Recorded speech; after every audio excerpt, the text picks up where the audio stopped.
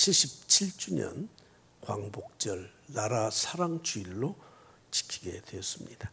오늘 제목을 노예들의 합창이라는 제목으로 말씀을 제가 준비를 하기 위해서 제목을 정해놓고 보니까, 물론 이 제목을 제가 쓸 때 주세페 베르디의 오페라 나부코에서 나오는 히브리 노예들의 합창이라는 그 곡이 떠올랐습니다. 19세기에, 그러니까 1800년대에 이태리는 오스트리아의 지배를 받았습니다. 오스트리아의 압정하에서 이태리 국민들이 굉장히 어려움을 많이 겪을 때 이 베르디가 오페라 작곡가로, 음악가로서 시편 137편에 있는 이런 배경들을 통해서 유대민족들이 바벨론의 포로로 잡혀가서 그들이 바벨론 강가에서 그들의 수금을 걸고 포도나무에 수금을 걸고 노래를 부르는, 찬양하는 그런 모습들을 연상을 하면서 이 곡을 작곡을 했었습니다. 실은 제가 그 뉴욕 합창단에서 불렀던 그 노예들의 합창곡을 먼저 좀 들려드리려고 했는데 그게 좀 시간이 좀 걸리고 그래서 여러분들 개인적으로 찾아보시면 됩니다.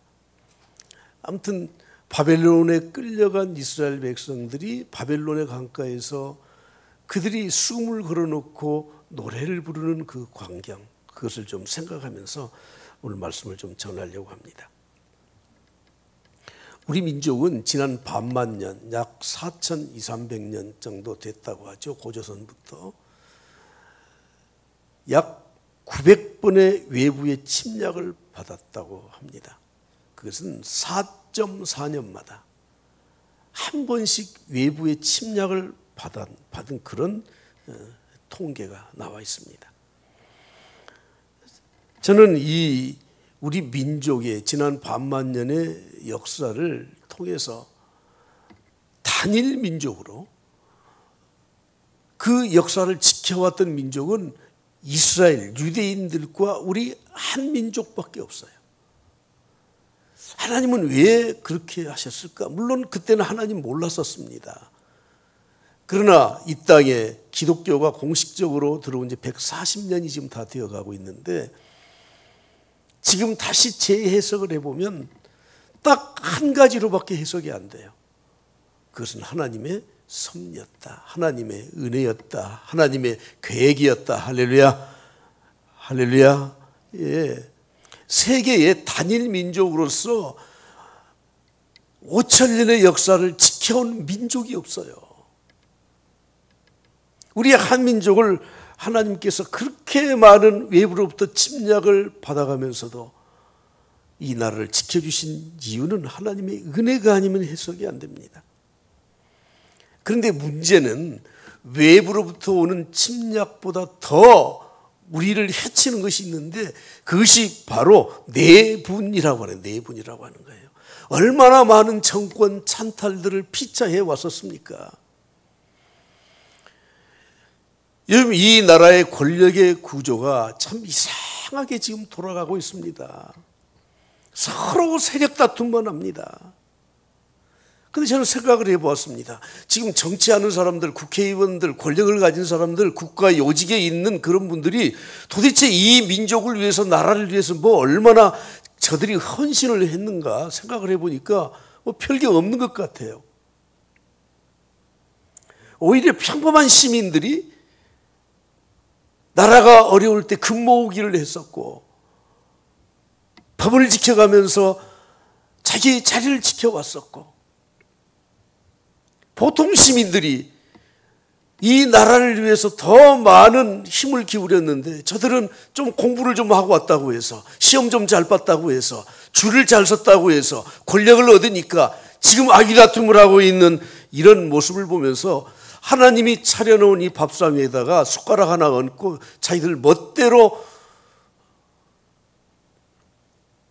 참 단어가 나왔는데 제가 말 안 했어요. 멋대로 음식을 퍼먹어요. 저는 오늘 77주년 광복절 나라 사랑 주일에 지난 과거를 다시 한번 좀 제가 재조명을 해보고 싶었습니다. 혹시 여러분들이 경술국치라는 말을 들어보셨습니까?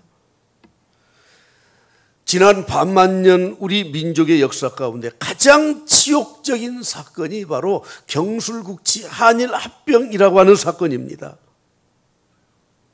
경술국치가 무엇이며 경술년 1920년 8월 29일에 일어난 국가의 치욕스러운 국치, 국가의 가장 치욕스러운 일이라는 그런 뜻입니다. 일본이 우리나라의 주권을 완전히 빼앗아간 사건을 말합니다. 1920년 8월 29일 이후에 34년 11개월 16일 동안을 우리는 일본의 지배 아래 있었습니다.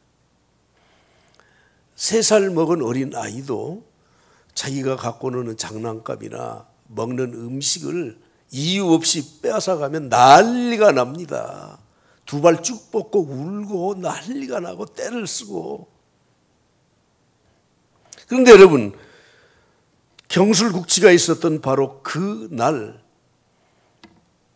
종로 내거리를 활보하고 다니는 시민들을 여러분들 혹시 생각해 보셨습니까? 그때 그런 광경을 보았던 외국에서 왔었던 관료들, 러시아, 미국, 프랑스 여러 나라의 관료들이 이렇게 평가를 했습니다. 조선인은 참 착하다, 선량하다. 그러나 안타깝기 그지없는 민족이다. 조선인들의 대부분은 조선 통감부가 무엇인지를 알지도 못했습니다. 오히려 고위 관리에 있었던 대신들은 이제 새로운 시대를 맞았다고 하면서 지위를 얻으려고 그들은 분주하게 쫓아다녔던 겁니다. 3.1운동 33인 중 한 명인 최린이라고 하는 분은 그때 한일 합병의 날에 대해서 이렇게 회고하는 글을 썼습니다. 종로 거리를 거니는 조선인들은 아무 일도 없었던 것처럼 흥청거리며 장사를 하고 먹고 마시는 일상을 보내고 있었다. 내 마음이 미어졌다. 여러분, 우리 국민들은 그것이 무엇인지조차 몰랐어요. 오히려 권력을 탐하는 자들은 조선 통감부에 줄을 서서 무언가 좀 얻어먹으려고 온통 혈안이 되어 있었던 것입니다. 그래서 늘사의학의 5인의 인물, 을사오적이라고 하는 사람들을 제가 잠깐 소개하려고 합니다. 그때 5개항을 조약을 했는데 첫 번째는 한국이 외교를 할 때는 일본 동경의 외무성을 꼭 거쳐야 한다. 외교권 박탈했습니다. 국제적으로 일을 볼 때는 일본국의 중개를 거쳐야 된다. 우리가 직접 협상하는 일을 못했습니다. 세 번째, 한 명의 통감을 경성에 주재하도록 한다. 그래서 조선 총독부가 설치된 겁니다. 네 번째, 조선과 일본의 현존하는 조약들은 계속 효력을 지속한다.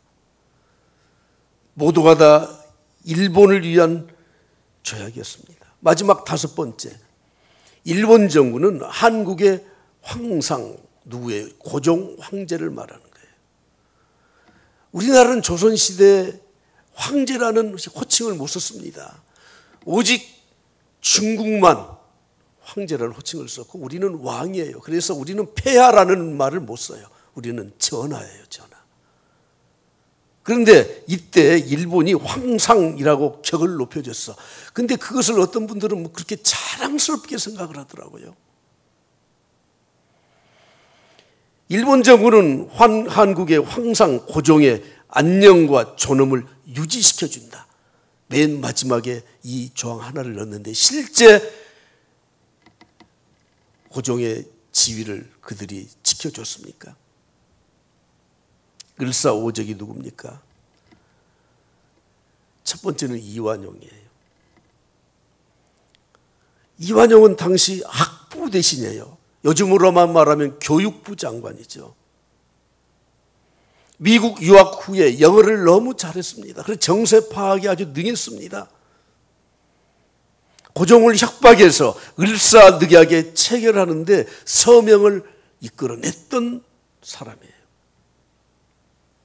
일본 정부로부터 백작의 칭호를 자귀를 받았습니다.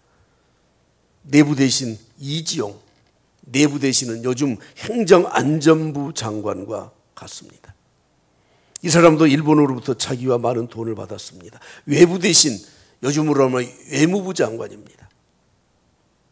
경학원 대제학으로 임명이 되어서 친일 활동을 계속했죠. 그의 손자 박승윤은 할아버지의 일에 부끄러움을 씻기 위해서 독립운동가로 활동을 했습니다. 그러나 매국노의 자손이라는 이름에서 벗어나지 못했습니다. 네 번째, 군부 대신, 요즘으로 하면 국방부 장관입니다. 이근택, 일본으로부터 자작의 자귀를 받고 조선 총독부 중치원 고문에 임명이 되었습니다. 마지막 농부 대신 농림수산식품부 장관이죠. 권중현, 일본으로부터 1등 우길 대수장을 수여받았습니다.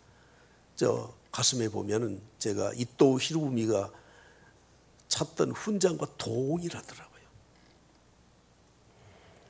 이완용, 이근택, 이지용 이 세 명의 이씨가 앞장을 섰고 박재수는 반대를 하다가 규정을 조금 조약의 내용을 고치니까 서명을 했고 권중현은 마지막까지 버텼다가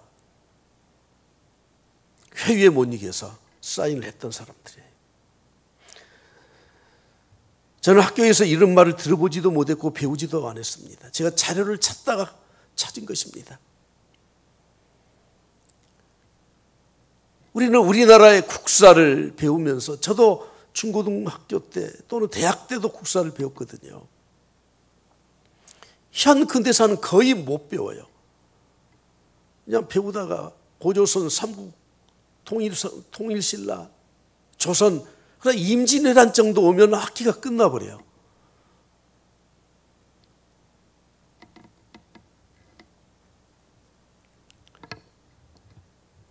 2차 세계대전의 주범 국가는 독일과 일본입니다. 그런데 독일은 전쟁이 끝난 다음에 자신들의 잘못을 시인하고 용서를 구하죠. 그들은 5년 동안 전쟁으로 피해를 입힌 국가들에 대해서 모든 피해를 다 보상해 주었습니다. 나치당에 의한 히틀러가 저질러 놓았던 범죄이지만 그러나 그 독일은 다시 정부를 추스린 다음에 자기들이 피해 입힌 것을 100% 다 보상을 해 주었습니다. 그리고 전 세계인들 앞에서 600만 명의 유대인을 학살한 죄에 대해서 무릎을 꿇고 사죄를 했습니다.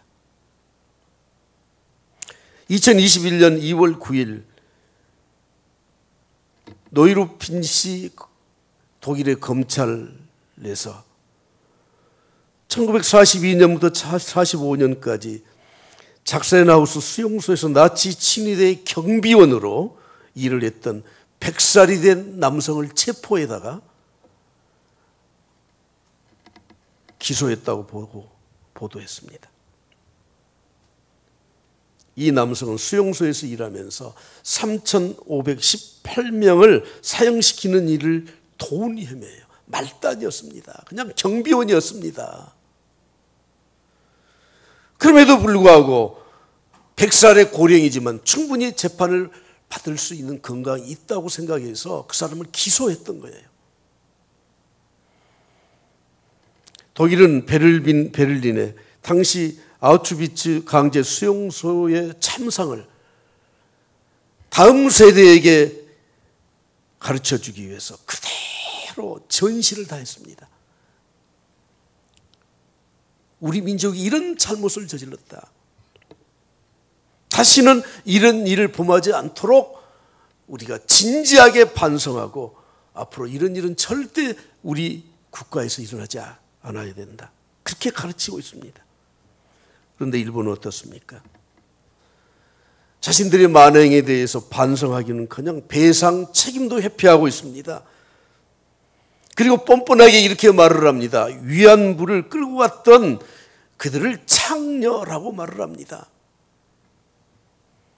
그들이 돈이 궁해서 부모들이 팔아넘긴 거다. 위안부라는 거예요. 여러분, 성경은 우리에게 말씀하죠. 어떤 죄도 용서해야 된다. 그러나 죄를 저지른 사람이 용서를 빌지 않을 때는 용서가 성립이 안 되는 겁니다. 오히려 깨달을 수 있도록 해야 되고 그에 상응한 조치를 내리는 것이, 그것이 하나님의 공의요 정의입니다. 오늘 저는 일제강점기에 있었던 또 하나의 사건을 여러분들에게 소개하려고 합니다. 1936년 제11회 베를린 올림픽에서 마라톤 금메달을 딴 선수가 누굽니까? 손기정이죠. 손기정. 손기정은 신의주 출신이에요. 평안도 신의주 출신. 그땐 학교를 좀 늦게 들어갔기 때문에 양정고보 학생이었습니다. 8월 9일 오후 3시 베를린 올림픽 메인 스타디움에서 27개국 56명 중에 한 사람으로 출전을 하죠. 2시간 19분 19초의 기록으로 올림픽 신기록을 세우면서 1위로 금메달을 땄습니다. 2위는 영국의 하퍼라는 선수고 3위는 잘 모르죠. 3위는 바로 남승용이라는 순천 출신이에요. 저는 이 기록을 보면서 정말 너무너무 이 일본이라고 하는 이 사람들이 악랄하다는 것을 알았습니다. 이미 선발전을 통해서 송기정과 그리고 남승용이 대표 선수로 명단에 올라갔어요. 그런데 베를린에 가서 다시 일본 본국 선수를 차출하려고 일부러 또다시 거기에 선발대회를 또 해요. 여러분, 이런 일이 있을 수 있습니까? 지금 경기를 해야 되는데 이 사람들은 휴식을 취하고 준비를 해야 되는데 이 두 사람을 떨어뜨리기 위해서, 그런데 마지막 이 사람이 또 선발전에서도 또 1, 2위를 해요. 이야, 대단하더라고요. 저 사진을 보면 1위 선수의 국가가 울려 퍼지죠. 그것이 기미가요였어요. 일본의 국가였어요. 자, 뒤에 있는 하퍼 선수 보십시오. 영국 선수를 보십시오. 똑바로 쳐다보고 당당하잖아요. 은메달 따고. 그런데 우리 두 사람 송기정과 남승률은 어떻습니까? 고개를 푹 숙이고 있습니다. 금메달을 딴 송기정에게는 올리브나무 묘목을 주어서 그것을 가슴에 안고 있는데, 후에 순천 출신 동메달리스트 남승용이 이렇게 말을 합니다. 나는 손기정이 금메달을 따는 것보다 그가 들고 있는 묘목, 올리브나무가 더 부러웠다. 왜 그런 줄 아시죠? 사진 한번 다시 보여주세요. 남승률은 들 수 있는 게 없어. 그래서 손기정은 일장기를 이 올리브나무로 높여서 가리고 있는데 자신은 가릴 게 없어서 일장기를 내보이는 것이, 그것이 더 부끄러운 일이었다는 거죠. 여러분, 우리가 국권을 잃게 되고 나라를 빼앗기게 되면 어떤 일이 벌어지는지를 좀 알아야 돼요. 저는 이것보다 더 치욕적인 것은 일본의 왕을 천황폐하라고 불렀던 것이라고 생각합니다. 여러분, 천황이 무엇입니까? 하늘천 황제왕, 하늘의 황제 누굽니까? 하나님이에요, 하나님. 어느 나라 국가에서도 천황이라는 이런 칭호들을 잘 안 씁니다. 일본의 왕이 하나님이 되어서 나라를 다스리고 우리는 황국 시민의 영광을 안고 조선인들, 너희들은 신민이 된다. 하는 이런 정책을 펼지 않습니까? 그래서 그들은 실제로 조선인들에게 이렇게 가르쳤습니다. 창씨 계명해라고 했죠. 일본식으로 성을 다 바꾸고 이름 바꿔라. 그리고 학교에 가면은 절대 조선말, 한국말을 쓰지 못하게 하고 일본말만 쓰도록 했습니다. 그리고 항상 황제에게 충성 맹세를 지켰고 황제를 모신 신정에 참배하는 일을 항상 일과 시간에 시작하도록 했습니다. 신사참배가 무엇입니까? 메이지 유신 후에 1882년에 만든 일본의 종교예요, 종교. 이것을 1930년대 중반부터 조선에 가지고 와서 사상을 통제하는 데 본격적으로 사용했었습니다. 신사를 중심으로 애국반을 편성해서 신사참배를 하고 궁성요배를 시키고 국기개양을 하고 황국신민 서사를 제창하게 하고 근로 봉사를 했었던 것입니다. 오늘 저는 이걸 뭐 더 구체적으로 말씀드리지 않고, 물론 2000년 전에 로마의 황제들도 황제 숭배를 강요했었지 않습니까? 그때 기독교인들이 순교를 당하면서도 너희들의 주가 누구냐? 당연히 로마의 황제 시저라고 해야 되는데 믿음을 지키기 위해서 우리의 주는 오직 예수 그리스도 한 분이십니다 고백을 하다가 그들은 전부 다 순교를 당하지 않았습니까? 신사참배 반대, 신사참배 불참배를 외치다 순교의 제물이 된 순교자들이 얼마나 많이 있습니까? 한국 최초로 신사참배 반대로 순교자가 된 사람은 강종근 목사님이십니다. 이분은 철원 제1교회 담임 목사님이셨습니다. 1930년대 철원 제1교회는 하나님의 말씀과 이 복음의 역사로 약 500명 정도가 되는, 그때 당시 엄청나게 큰 대교회가 되었고 주일학생이 300명 정도 되었다고 합니다. 강정훈 목사는 신사참배를 거부했다는 죄목으로 1년 선고를 받고 1941년 7월 3일 날 철원 경찰서에서 서대문 형부소로 옮겨갔습니다. 중간에 여러 가지 제가 써갔지만 다 생략하고 1년형을 받았으면 1941년 7월이니까 그 다음 해에도 계속 서대문 형무소에서 고문을 하는 거예요. 30가지 제목을 가지고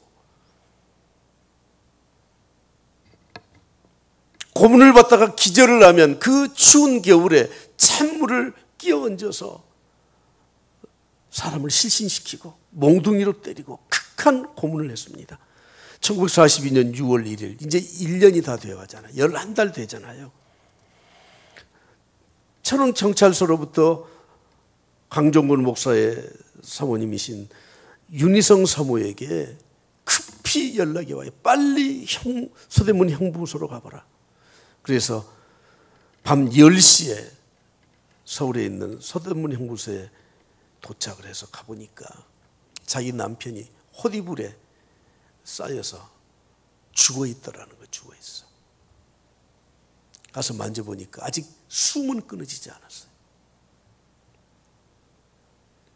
병원에 가도록 해달라고 했지만 그들은 들은치도 않았습니다.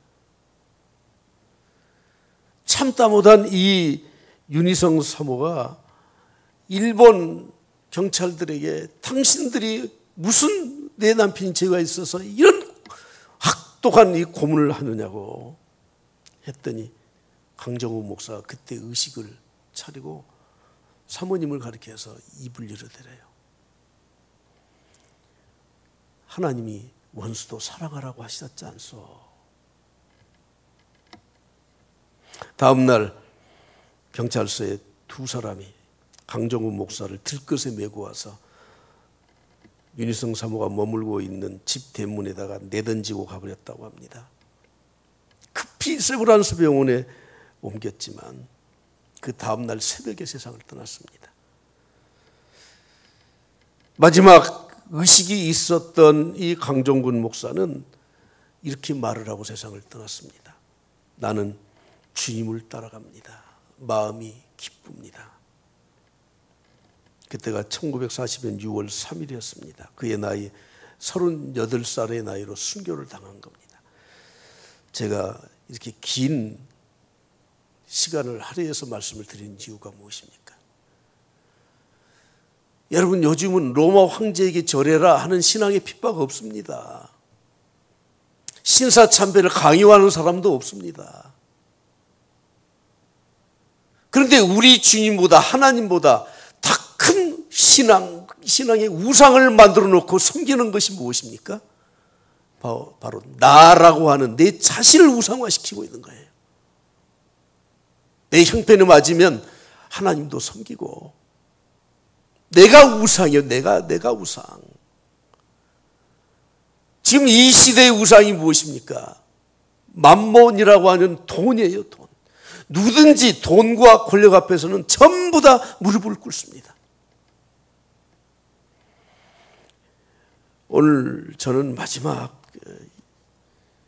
이 노예들의 합창이라는 제목을 통해서 우리가 바벨론의 포로로 끌려가지 않았지만, 지금은 일제 강점기는 아니지만, 그 사람들이 그때의 마음으로 어떻게 하나님을 바라보았는지를 마지막 결론으로 좀 말씀을 드리려고 합니다.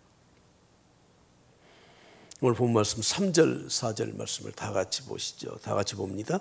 이는 우리를 사로잡은 자가 거기서 우리에게 노래를 청하며 우리를 황폐하게 한 자가 기쁨을 청하고 자기들을 위하여 시온의 노래 중 하나를 노래하라 함이로다. 우리가 이방 땅에서 어찌 여호와의 노래를 부를까. 그들이 바벨론의 포로에 잡혀가서 바벨론의 강가에 앉아서 그들의 악기를 버드나무에 걸고 신세 타령하는 거예요. 근데 보십시오. 이걸 좀 쉽게 풀었으면 이렇게 말할 수 있습니다. 바벨론 강가에서 우린 앉아 있었어. 우린 시온을 향하여 눈물을 흘렸어. 침략자들이 우리를 끌고 와서 노래를 하라고 합니다. 하지만 우리가 어떻게 이방인의 땅에서 노래를 부를 수 있겠습니까? 우리를 포로로 잡아온 침략자들이 우리를 보고 노래를 하라고 합니다.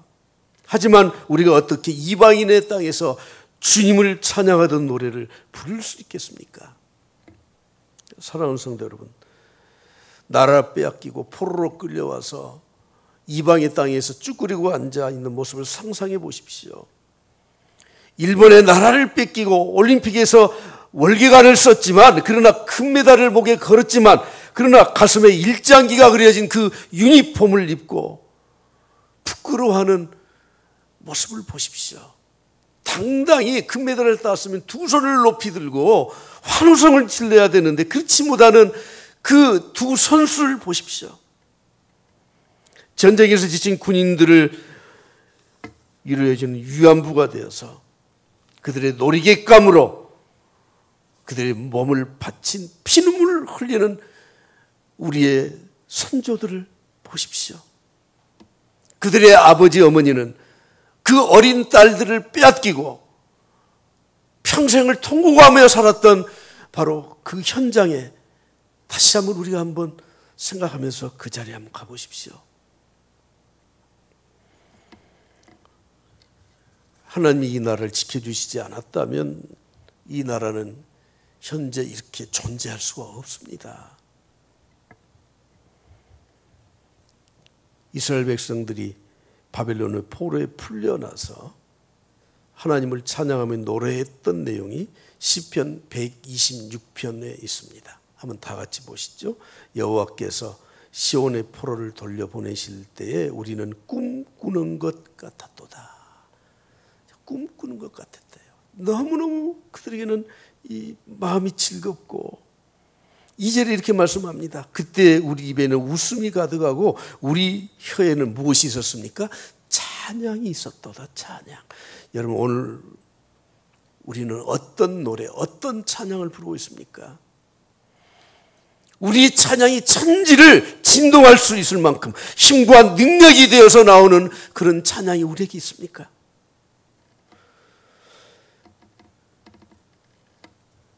저는 우리 민족이, 저와 여러분이, 우리 교회가, 우리 성도들이 앞으로 이렇게 살아야 된다 하는 걸 간략하게 세 가지만 말씀드리겠습니다. 대부분 싸움이 끝나면은 약자들은 항상 변명과 울부짖는 소리만 해요. 그러나 승리자들은 아량과 당당함을 베풀 수 있습니다. 여러분, 우리는 이미 77년 전에 해방이 되었습니다. 우리는 이제 승자가 되었습니다. 일본은 영원히 역사의 죄인으로 남아 있습니다. 그렇다면 우리는 광복의 은혜를 힘입은 하나님의 은혜와 축복으로 어떻게 해야 됩니까? 감사와 찬양하는 마음으로 살아갈 수 있길 바랍니다. 할렐루야. 감사와 찬양하는 마음으로 살아갈 수 있길 바랍니다. 할렐루야. 오늘 본 말씀 6절 다 같이 봅니다. 시작. 내가 예루살렘을 기억하지 아니하거나 내가 가장 즐거워하는 것보다 더 즐거워하지 아니할진대 내 혀가 내 입창에 붙을지로다. 입천장에 붙을지로다. 바벨론의 포로에 잡혀가서 바벨론 강가에서 쭈그리고 앉아서 그들이 불렀던 이 시, 이 찬송의 마지막 결론이 이거예요.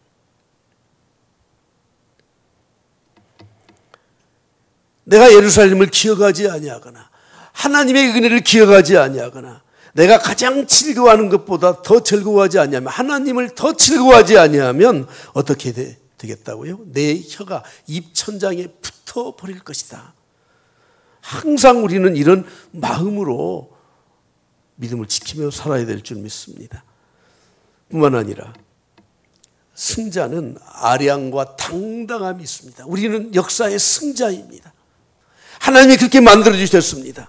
그러므로 우리는 사랑하는 마음으로 아량을 베풀고 긍휼히 여기는 마음으로 살아가야 될 것입니다.